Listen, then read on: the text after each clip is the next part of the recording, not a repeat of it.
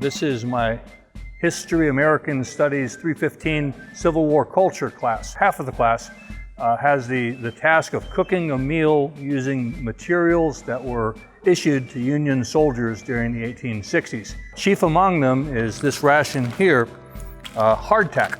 Hardtack was a basic staple for soldiers during the Civil War, and it's essentially a hard cracker. Normally a Union soldier would be issued about 12 of these for a day's rations. And so that's one of the materials that the students are using. They're also using dried vegetables or desecrated vegetables, as the Union soldiers tended to call them. On the Confederate side, they get an issue of cornmeal, salt pork, molasses, and some field peas and chicory coffee. I've always been interested in the lives of everyday soldiers.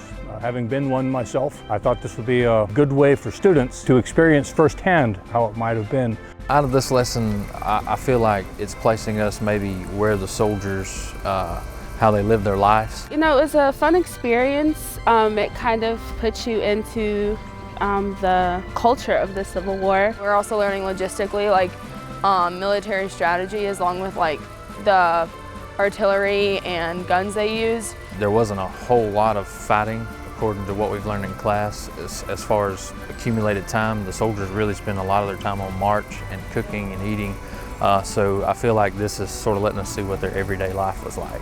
It's just a different type of history that you don't really learn very often. One other thing that I learned in the service was the value of hands-on training, actually doing something rather than just listening or taking a test or writing something about it. If you actually do it, you start to understand some of the little things that a soldier of the time would have had to consider.